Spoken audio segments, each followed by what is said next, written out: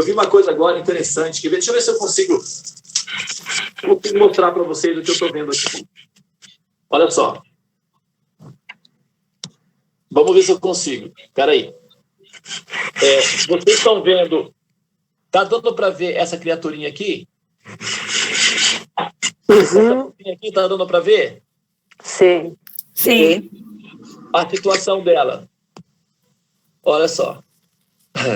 Oh, meu Deus do céu. Olha a situação dela. Não é? Lembra a nossa situação ou não? Carregando. Não é só carregando. Preste atenção. Vou mostrar de novo. Prestem atenção. Se fosse só carregar, estava tudo bem, porque é essa a função dela mesmo. Mas olha a situação dela. Ó, veja bem. Ela está na lateral, tá? O peso dela, olha lá, ela foi pegar um negócio, né? Olha lá, está quase caindo, mas ela não larga, viu? Ó, ela não larga, não. Ela já está aí desde a hora que a gente está cantando o Mahamantra. Eu até achei que ela ia ficar um pouquinho mais forte com o Mahamantra, mas não deu, não. Ó, ela permanece aí nessa situação. Tá aí. E vai ficar aí um tempo, viu? Tem outra aqui que está querendo entrar no meu computador. Deixa eu até tirar daqui, porque se ela entrar lá... É porque as formiguinhas, elas ficam felizes quando tem cerimônia de fogo. Acho que elas até sabem, sabia? E aí, elas vêm para recolher os remanentes, né? Mahaprasada. Mas essa formiguinha específica, ela me representa, sabe? Ela me... Assim... Porque, veja bem, a situação dela é a nossa situação, né? Nós estamos carregando um peso. O peso que nós carregamos chama-se Ahankara, ou falso ego. Um dos substratos do Ahankara é o orgulho. Tá? Ele é pesado. O orgulho do falso ego, ele nos mantém aprisionados numa situação estacionária. Ela não consegue sair daquela posição, ela está apegada e atrapalhando o caminho ainda por cima. Ela nem se toca que ela está atrapalhando o caminho. O pessoal passa por cima dela, até dá um toquezinho também, né? E tal. Normalmente, as formigas, elas são altruístas entre si, não é? Numa situação dessa, elas vêm ao alcance, ao auxílio. Mas o que está acontecendo ali? As outras formigas passam, observam a situação e simplesmente vão. Mas olha só, que incrível. Ela está conseguindo, olha só, está conseguindo agora. Olha lá, a gente está falando, ó, acho que ela está pegando potência, alguma coisa. Ela está aí há tempos. Olha lá, conseguiu. Olha lá. Conseguiu. Olha que danadinha. Conseguiu a danadinha. Ela é determinada. Bom, ela também nos representa nesse sentido da nossa determinação, né? Então, a gente pode pegar a metáfora nos dois sentidos. Mas o que acontece é que,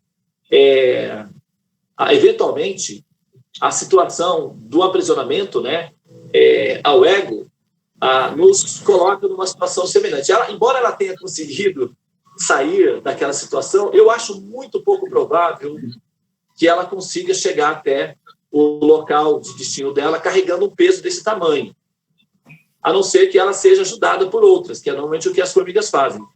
Mas parece que as outras formigas entenderam que aquele negócio aqui é muito, assim, está fora de cogitação. Então ela está praticamente sozinha. E ela está determinada a carregar isso daí. Eu, sinceramente falando, eu não queria, assim, estar numa posição semelhante à dela, porque ela vai ter que subir uma montanha aqui, ela não vai conseguir, certamente que não. Mas ela está agarrada à presa dela, e eu não sei até quando ela vai levar isso adiante. Essa é a nossa situação de condicionamento dentro do mundo material. Nós estamos presas, condicionadas ao Ahankara, e o Ahankara é um programa extremamente pesado. Para quem entende a linguagem do Teorema dos Sonhos, sabe o que eu estou dizendo.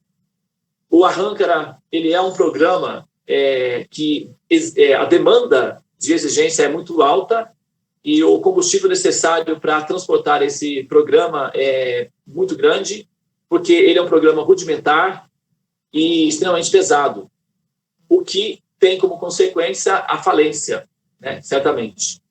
Essa falência, ela é representada dentro do processo que é o ciclo de nascimentos e mortes, né, o chamado samsara. Então, na medida em que nós mantemos o nosso apego, né, ao ahankara, isso significa que nós deveremos retornar a nascer novamente.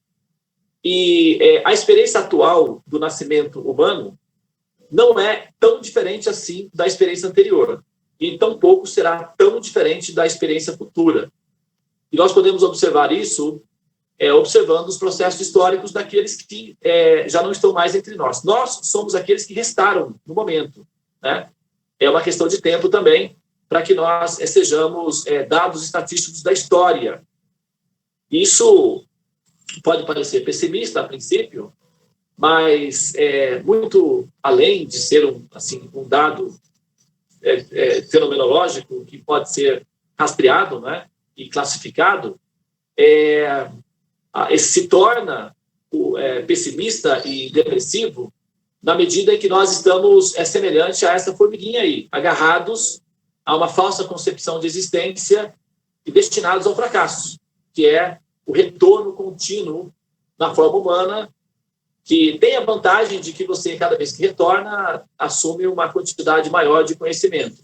Mas, ao mesmo tempo, tem a desvantagem de que eles sempre têm o mesmo procedimento básico, que é nascer, crescer, desenvolver subprodutos e, finalmente, entrar em esquecimento, decadência e esquecimento. Então, esse ciclo básico da entropia produzida pelo universo é o que causa a crise da angústia existencial, já que nós, almas, temos a intuição natural intrínseca de que nós somos princípios eternos.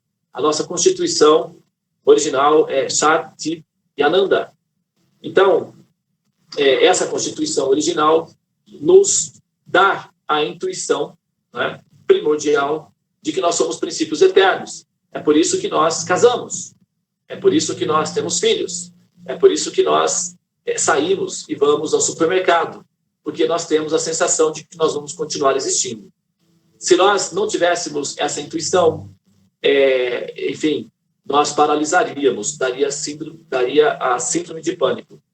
A síndrome de pânico é uma consequência da ausência, né, do princípio de segurança, de continuidade de existência. Então, a pessoa sente que vai morrer, se sente assustada, amedrontada, aterrorizada, porque na ignorância dela, o processo da morte significa a dissolução e significa, eventualmente, pânico, sofrimentos. Então, é possível que ela esteja numa condição em que ela não tenha uma percepção direta de Deus, então isso a assusta, evidentemente. A realização de Deus não é meramente uma experiência intelectual, ela depende de uma experiência real de compreensão e de percepção sensível disso daí. Muito embora muitas pessoas, eu posso citar aqui duas pessoas queridas, né, de todos nós, que é o padre Marcelo Rossi e o professor e padre Fábio de Mello. Ambos tiveram a síndrome de pânico e ambos experimentaram e experimentam ainda. Olha lá, desistiu. Ouviu as nossas orientações. Olha lá. Oh, meu Deus do céu. Finalmente, né, senhorita? Olha lá. Ela está um pouquinho... olha lá, mas vai voltar. É aquela história, né?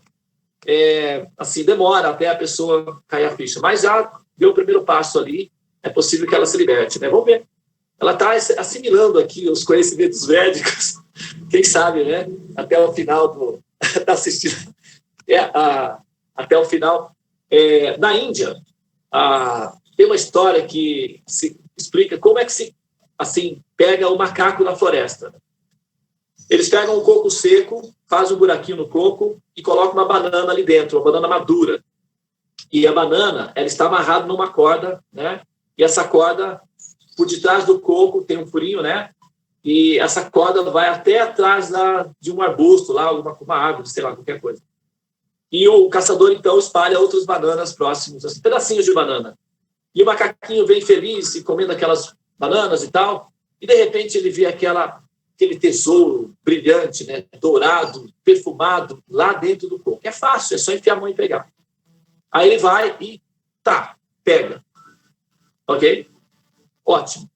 Quando ele agarra a banana, ao enfiar a mão, entra. Mas na hora que ele pega a banana, aí, trava. Entendeu? Aí não fecha mais. Aí não sai mais. Nesse momento, o caçador, ele não tem trabalho nenhum a fazer. Ele sai do arbusto, sai de lá do esconderijo e vem na direção do macaco para prendê-lo. Apenas isso. O macaco, quando vê o homem, entra em choque, entra em estado de choque.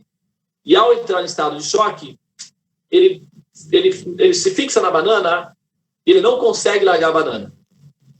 Então, o que acontece? Se ele tivesse a calma, a sabedoria e a tranquilidade de entender, bom, qual é a situação aqui? É desfavorável. Sábio é aquele que entre dois males escolherá o menor. Qual deles é o menor? Essa banana é linda, ela é maravilhosa, eu ansiei por essa banana a minha vida toda, mas ela pode custar a minha vida. Eu posso ficar aprisionado, me tornar um escravo. Esse homem aí, que eu não sei, vai que é um psicopata, não sei quem é ele. Não posso me entregar assim tão facilmente. Então eu escolho a minha liberdade ou essa banana. Então, se ele pudesse fazer esse raciocínio, ele soltaria a banana e iria embora. Mas ele não consegue fazer esse raciocínio porque ele está apegado à banana. Anestesia, nós vamos fazer a cirurgia. Ela falou, só que parece que tinha um problema que tinha que tomar o sedativo e anestesia. E essa combinação dupla poderia ser um problema também na hora do tratamento. Então, ela precisava se acalmar por si mesma. E os médicos, então, deram a ela um tempo para que ela pudesse sozinha se acalmar, sem necessidade de uma overdose de sedativos. Porque eu tomei 4 anestesias e não pegaram. A menina, a dentista, falou, não vou dar mais porque é perigoso. Isso dá overdose e isso pode ser problemático, pode dar uma parada cardíaca ou qualquer coisa. Então, ela não quis aplicar mais anestesia. Então, tem isso. Tem algumas pessoas que não podem tomar tantos anestésicos. E era o caso dela, uma coisa assim. Então, os médicos falaram, olha, se você não se acalmar, nós vamos ter que cancelar a cirurgia, porque existe o risco e tal. Então, era uma cirurgia pelo SUS, então é difícil conseguir esse momento, e ela perderia, então, essa oportunidade, depois poderia ter muita dificuldade de conseguir novamente, então ela estava numa situação em que ela teria que realmente acalmar-se. Então, ela estava tremendo, disse ela que estava tremendo, ela me contou isso pessoalmente, e ela então começou a fazer o Mahamantra pensando que estava na minha casa. E nesse momento, ela disse que ela ouviu a minha voz e ela abriu os olhos. Quando ela ouviu a minha voz, ela olhou e me viu entrando na sala da cirurgia, trazido pelo médico. O médico vinha e me trazia dentro da sala. Então, ela pensou que eu tinha ido visitá-la e que eu era a única pessoa que estava lá, que eu sabia que ela ia fazer cirurgia, que eu tinha ido lá para dar uma força para ela, e que o médico foi até no saguão lá e me encontrou, e eu era uma pessoa conhecida, então que ele tinha me trazido para acalmá-la dentro da sala de cirurgia. E ela, então, pegou na minha mão e agradeceu, poxa, Devananda, muito obrigado por você ter vindo. Eu não sei como foi, os médicos deixaram você entrar, eu teria dito para ela, sim, eles têm um dos médicos é meu amigo, e ele me permitiu que eu entrasse, ele me falou que você estava muito ansiosa, então eu vim aqui para a gente cantar o Mahamantra juntos e você se acalmar. E ela disse que nesse momento eu peguei na mão dela, nós começamos a cantar o Mahamantra juntos, e ela adormeceu. Ela adormeceu cantando o Mahamantra comigo. Ela se acalmou e adormeceu. E quando ela acordou, a cirurgia já tinha sido feita, ela estava super feliz, alegre, assim, estável emocionalmente. Os médicos, então, disseram para ela que a cirurgia tinha sido mais fácil do que eles imaginavam, de que eles até tinham exagerado nos cuidados, que a cirurgia tinha sido maravilhosa, perfeita e que ela estava ótima e que não tinha tido nenhum problema colateral. Ela, então, ficou 2 ou 3 dias no hospital, 2 dias no hospital, e depois ela foi na minha casa me agradecer. E eu não participei desse evento. Eu estava em casa, fazendo uma horta. Eu sabia que ela estava hospitalizada e tal, era só parentes que poderiam ir, então eu nem fui. Eu fiquei na minha casa fazendo a horta, que era o que eu fazia. Eu fazia a horta e eu gostava de fazer horta, eu adoro trabalhar na roça. Inclusive, se esse negócio de astrólogo não der certo, eu vou voltar a trabalhar na roça, porque eu amo trabalhar na roça. Mas, por enquanto, está funcionando. Eu estou trabalhando como astrólogo, então, por enquanto, eu vou ficar como astrólogo, mas se não funcionar, eu já sei o que eu vou fazer, vou para a roça. Eu estou brincando, tá, pessoal? Mas é que eu adoro trabalhar na roça, é verdade. Agora, eu estava lá trabalhando na minha roça, lá, fazendo a minha horta, fazendo o meu jardim, e ela chegou e veio e me deu um abraço muito apertado e me agradeceu por eu ter ido lá e tal. E eu, assim, no momento, né, eu recebi essa notícia e tal, eu falei, não, mas tá tudo bem, amigos é para isso mesmo e tal, né? E fiquei aguardando e, assim, um pouco impressionado, né, com a convicção dela, com ela, né, falava comigo. E depois eu chamei ela e expliquei, olha, na verdade, eu não sei exatamente o que aconteceu, mas eu sei exatamente o que aconteceu, mas eu não estava lá, não fui eu, tá? Não, Devananda, foi você, eu vi, eu falei com você, nós cantamos uma mantra juntos e tal. Daí eu expliquei para ela o fenômeno, que é que eu vou explicar para vocês agora. Olha a formiguinha de volta, ela conseguiu subir. Bom, agora está sendo ajudada. Veio uma outra ajudando ela. Agora estão em 2. Eu acho que aqui assim eles vão conseguir. Por isso que a gente, em grupo, a gente consegue, viu? Se isolarem, aí fica mais difícil. Como no mantra diz, o caminho é como fio de uma navalha para aqueles que se afastam dos sábios. Então, o isolamento deixa você sozinha carregando o peso do falso ego. E acredite, é um peso pesado. Mas então, eu expliquei para ela isso daí, esse fenômeno que acontece. A suprema personalidade de Deus, Vishnu, ele é o único ser que, de fato, permanece no mundo material eternamente. Todas as outras saem. Todas as outras almas saem. Somente Deus permanece eternamente no mundo material. Porque, como sempre tem almas condicionadas, e ele se expande numa forma pessoal para acompanhar cada alma. É como se fosse um pedagogo no grego. O pedagogo era aquela pessoa que pegava a criança em casa, levava para a escola, para a sala dos mestres, trazia de volta para casa. Isso era o pedagogo, era o acompanhante do aluno. Então, Deus se expande de uma forma pessoal e acompanha a alma na sua ilusão, nos seus sonhos, dentro do ciclo do chamado samsara. Então, ele é o único que permanece, porque a alma individual se liberta, mas aí existem outras que estão entrando. Então, ele continua prestando essa assistência, esse serviço.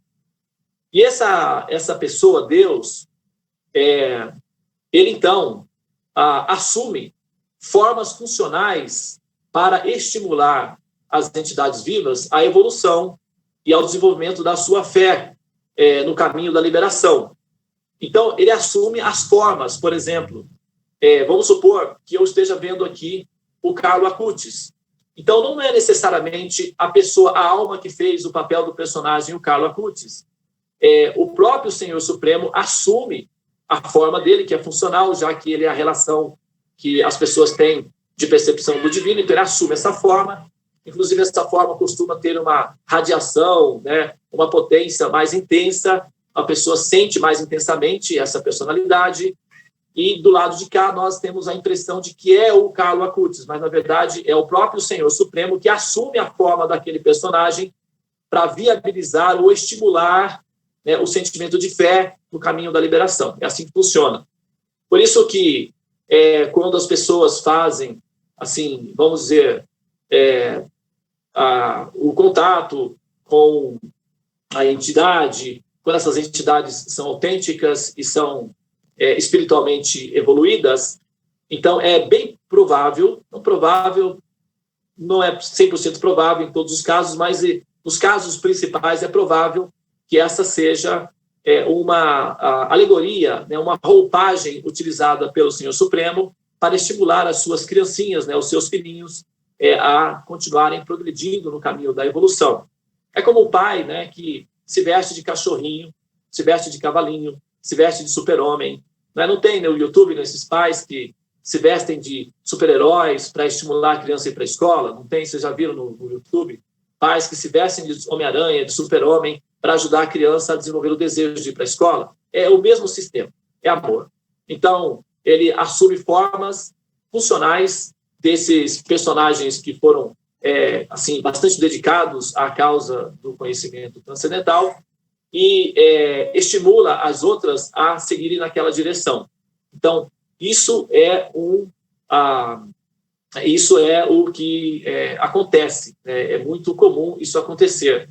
Então, um ponto de referência pode ser utilizado para esse propósito transcendente, porque a alma, quando ela se libera, ela não tem mais a percepção de que o mundo material é um fenômeno real, ou seja, existe. Simplesmente desaparece do contexto a percepção do mundo material. O chip de percepção do mundo material é funcional, ele é descartável. Assim que a alma se libera, ele simplesmente se evapora. Quando a consciência já está numa outra fase, a ideia de mundo material simplesmente desaparece, não existe.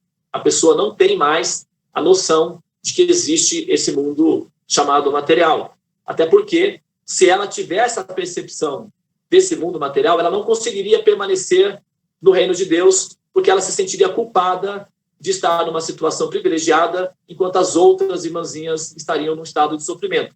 Imagina uma mãe, por exemplo, os seres liberados são maternais, extremamente amorosos, né, compassivos. Então, é como uma mãe. Imagina uma mãe sentada numa mesa, tomando uma deliciosa tigela de açaí, vendo a sua filha ou seu filhinho do outro lado da rua, com fome, com sede e no sol quente. Imagina uma mãe que fosse capaz de desfrutar o seu delicioso açaí vendo o seu filho numa situação dessa. Seria uma mãe com problemas psicológicos, ela precisaria ser tratada, né? Assim, com tarja preta. Nenhuma mãe natural faria isso.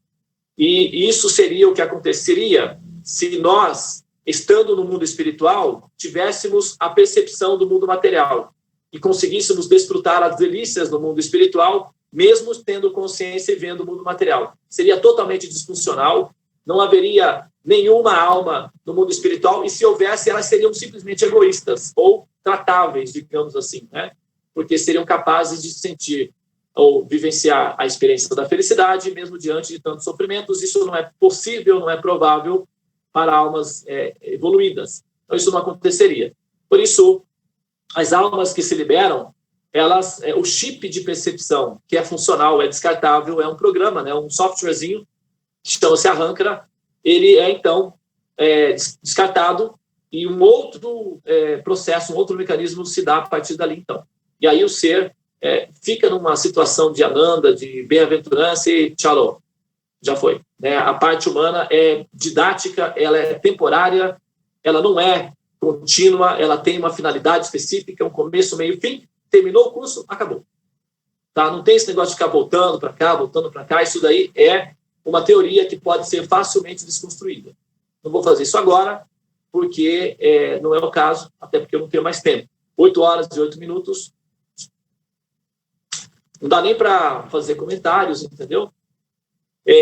Mas eu vou, então, encerrar aqui. E ainda bem que não tem nenhuma pergunta, não foi mencionado, acredito que não. Mesmo que tivesse, vai ficar para amanhã, porque... ok?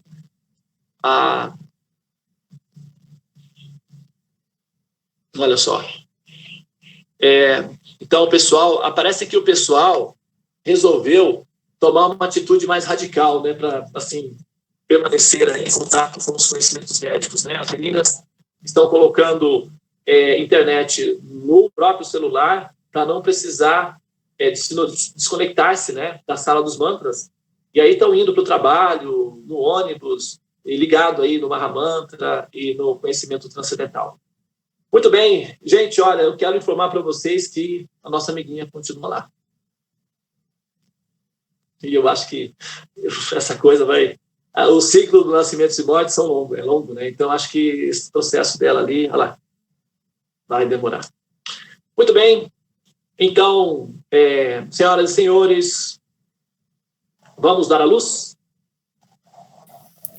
Bom dia, boa semana para todo mundo. Namastê. Bom dia a todos. Namastê. Bom dia.